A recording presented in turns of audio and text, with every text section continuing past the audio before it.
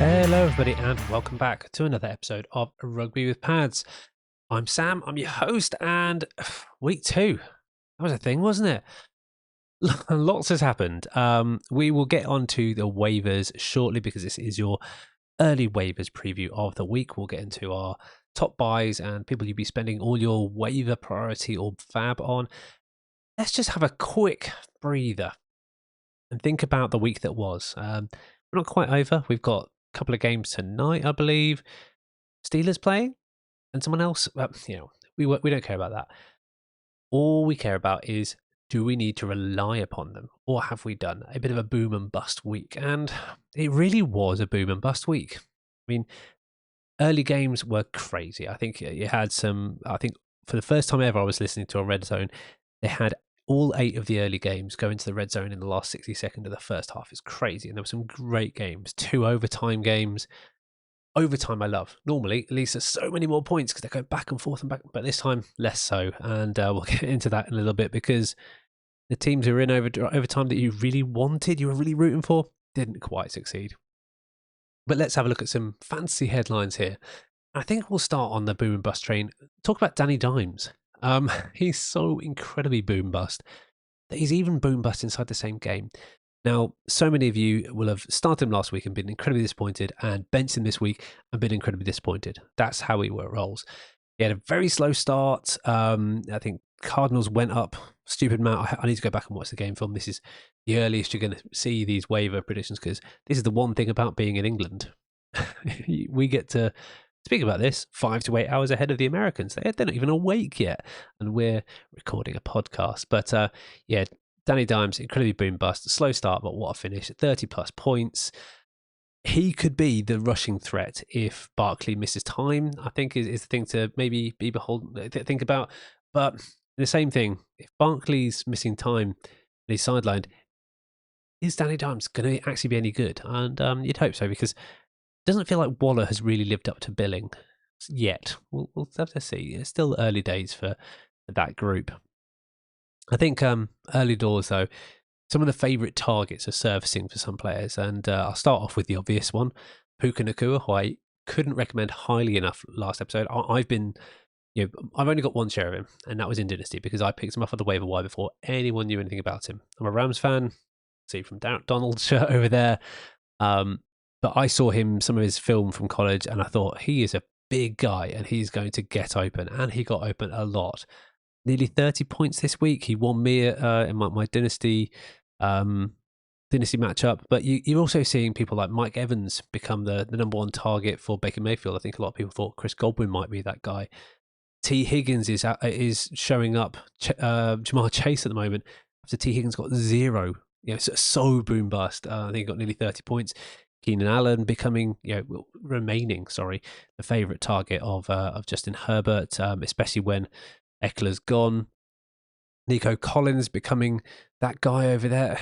All of them having really mega days, and maybe some of them you wouldn't have expected to be the main target in that offense. But so some really interesting performances. And I think as well the interesting performances came from the contradiction of real life results versus fantasy results. And I think the take home I've got is that losing QBs are often viable options. I think we all thought Danny Dimes was going to lose, but he became a viable option. But you could look to Josh Dobbs scoring like 28 points, Kirk Cousins having a great week, Russ losing but having a great week for fantasy, and all of those guys scored more than Josh Allen, Jalen Hurts, Patrick Mahomes, and probably number 4 Justin Herbert, who was on the losing side.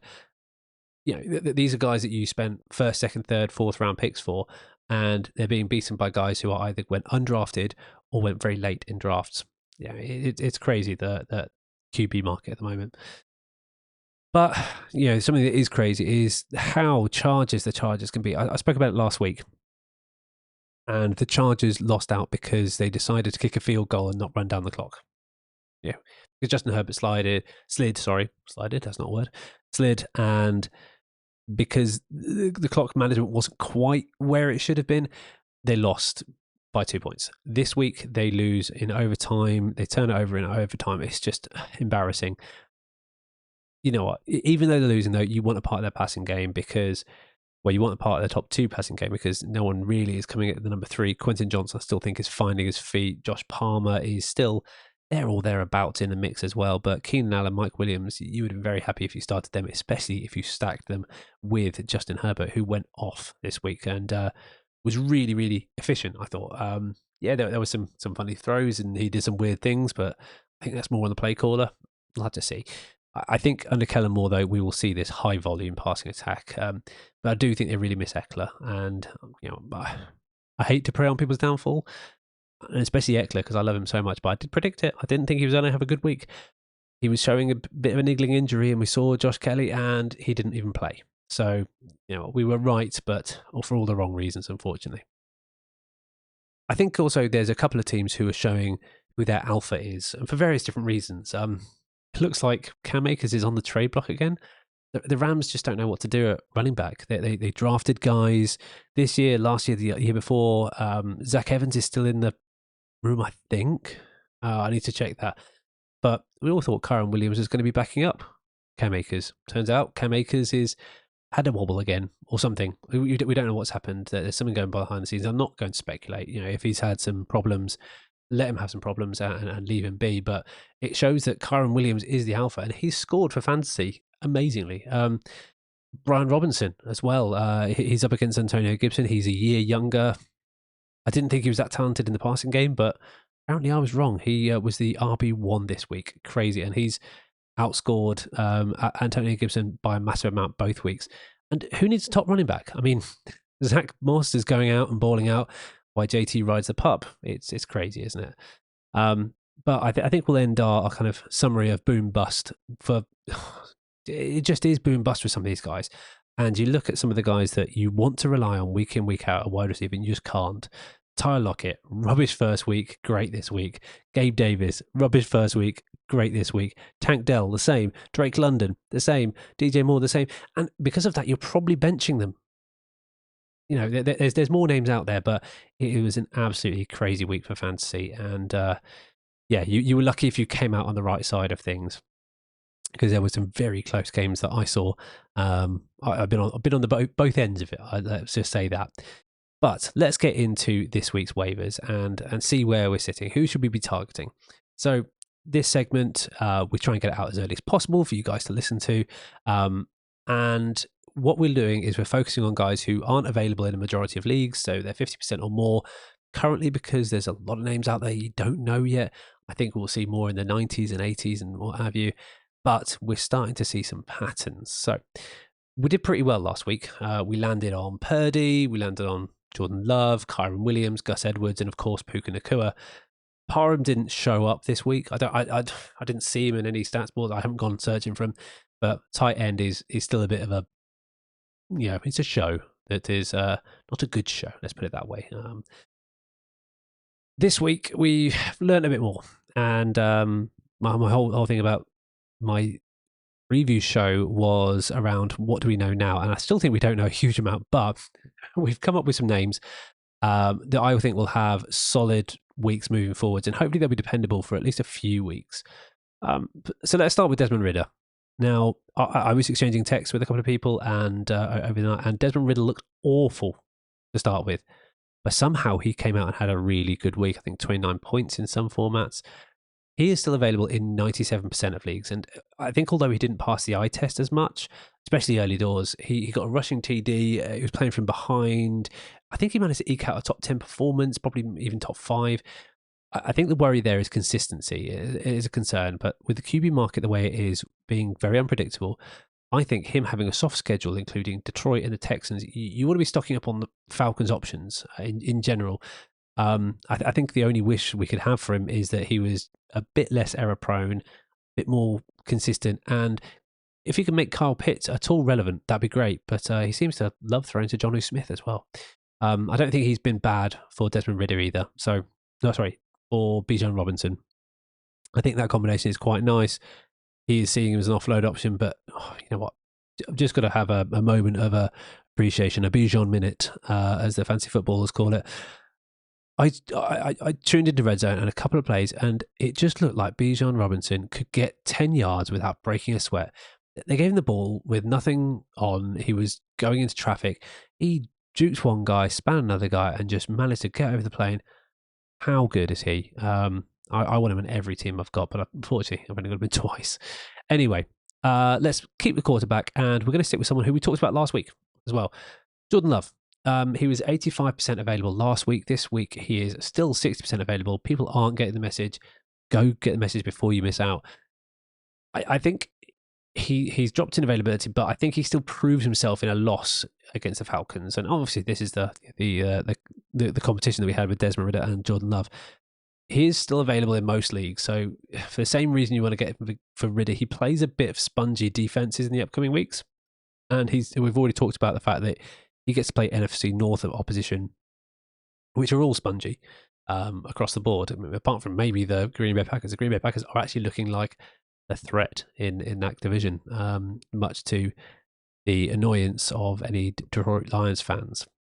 There's still a bit of a TBC whether he can stand the test of time, and no one really knows who his number one is, which I think will inform the success of him moving forward. But he's passing to a bunch of no names as well, like Wilkes. I didn't even know he was on the roster, getting a touchdown.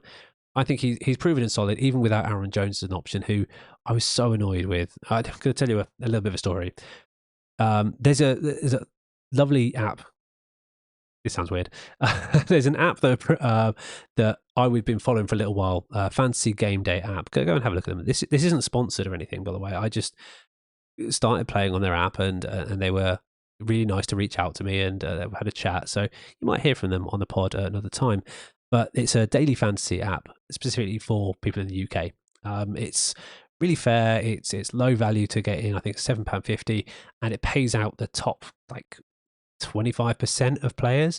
And I just missed out. I'm so annoyed with myself.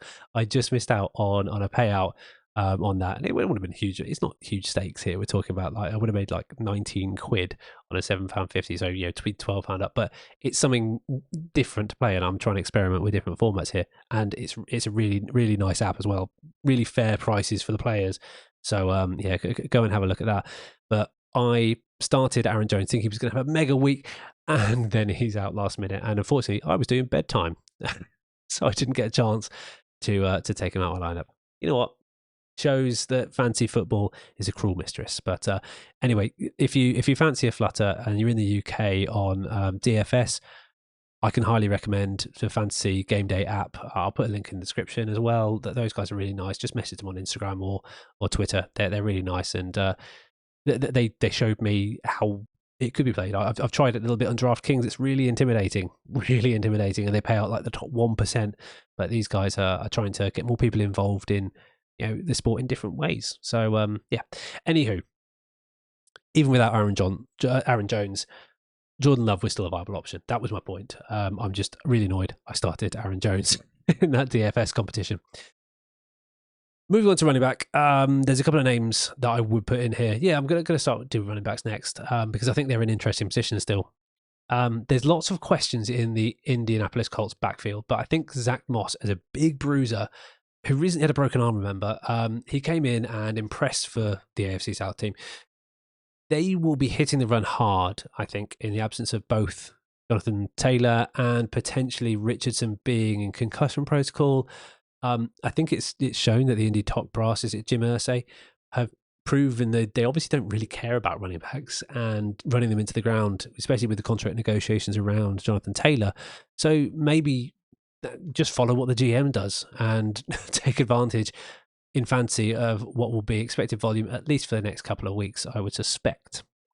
Another name that we've heard before, and we're gonna repeat it again. Sorry about that. Zach Moss is available in how many leagues is he available in? 70% of leagues. Okay, so some people caught onto him, but don't get left behind on that one. I think he's going to be good next week as well. Someone else who is also available in 70% of leagues, and we talked about last week, was the Gus Bus, Gus Edwards. Never doubt the Gus Bus. We all knew, but despite the protestation of the Ravens saying they're going to throw it for 6,000 yards, etc., they're never going to do that. Baltimore is a run-first team. It's built like that. Despite a new offensive coordinator who is pass-happy, they are still a run-first team. It's still a committee. Yes, Justice Hill is going to get involved someone else. Is it Melvin Gordon's in? I don't know who's the number 3. Doesn't really matter. But I still think with the team looking to protect Lamar in the running game for the whole season, they want him for a whole season. They want to go after that title.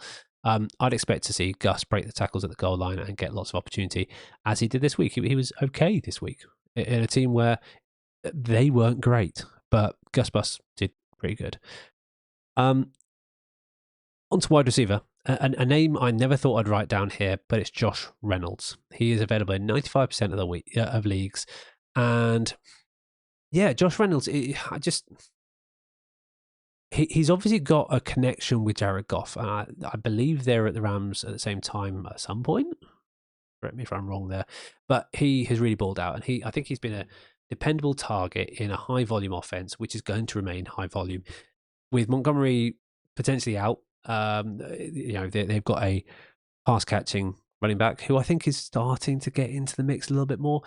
Throwing the ball would become more an option, and with Josh Reynolds, he just seems to get open when all the eyes are downfield on Amon-Ra St. Brown. I think without Jameson Williams, I would expect his volume to stay high until week 7 at least. And there's a couple other names there in wide receiver who you wouldn't expect as well. I haven't put them on my official list here, but Khalil Shakir was interesting as well, getting in the end zone. You know what? There's still plenty of options at wide receiver, but for me, Josh Reynolds is the one that stood out. And finally, I'm going to go tight end. I've already talked about the fact that tight end I think is a bit of a tough one to sell for me. Let's put it that way. But I'm going to put it this way. I liked Mike Gesicki coming into this year. I haven't been proven right yet. I haven't been proven wrong as such. He's just been middle of the pack. Last year, I liked Hunter Henry. Maybe I'm just a year late, but Hunter Henry has had back-to-back tight end 1, so top 12 games, and he seems to be dependable in a team who's looking to have it to throw it more in a division where they're going to have to be catching up because they've got such high-scoring, potent offenses they're playing against, except the Jets, who are just a bit rubbish now, maybe without Aaron Rodgers. We'll see. We don't know if they would have been rubbish without Aaron Rodgers. We just didn't see enough of them. Anyway, Hunter Henry seems to be dependable.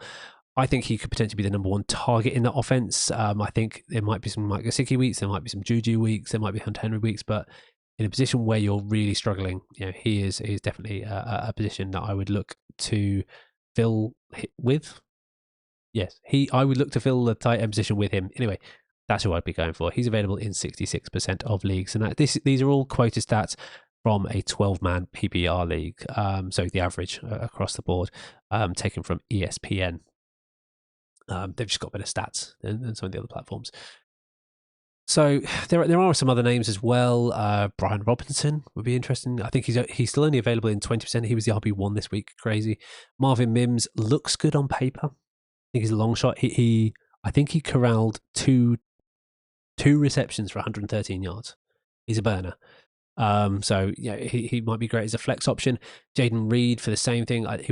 His stats looked better than they were. I think he only had 3 catches, but I think he got into the end zone twice. All viable options. There's plenty more to talk about. Kyron Williams, again, go after him. He's still available in 40% of leagues. Sean Tucker could be interesting. There's plenty of other names. Josh Dobbs would be on the list, but he's got Dallas next week, so I'd avoid him. But let's just recap who I think you should be going for. I think great options in Desmond Ridder, 97% available. Jordan Love, still 60% available. Zach Moss, 70%. Josh Reynolds, 95%. Gus Edwards, 70%. And Hunter Henry, 66%. I think, they've either got skimmed upside, volume available, or squidgy opponents. Go after those guys. Hope this helps you. Let me know who you got, or who you missed on. We do whiff on some things sometimes, and sometimes that works out. Sometimes it doesn't. I missed out on Puka in so many different places. I'm really annoyed that I don't have more of him after such a performance this week, and really tempted to get another shirt. Maybe not to hang up on the wall, but maybe just to have and to hold. Thank you so much for listening. As always, if you want to support the pod, you can follow us on all of the socials at Rugby with Pads. You can go to rugbywithpads.com to get a membership and you get some merch with that as well. Or you can go to store.rugbywithpads to get the merch directly. It is getting to become autumn. This is the first day I've worn a sweatshirt. And you too can get a lovely, beautiful, really comfy. So honestly, I wear these day in, day out, not because I'm ripping the brand, because they're comfy. You can get hoodies, sweatshirts, tees, and I'm thinking about a couple more designs that are coming soon, but you can get that through all of the above and aforementioned. If you like this pod, subscribe. If you're on YouTube, give us a like, comment, all of that fun stuff. Share with your friends. If I could ask each one of you to share to one person, that'd be lovely. We'd love to get the name out for a UK fantasy football podcast here. Thank you so much again. I'll stop rambling, and I will see you all soon on the virtual gridiron.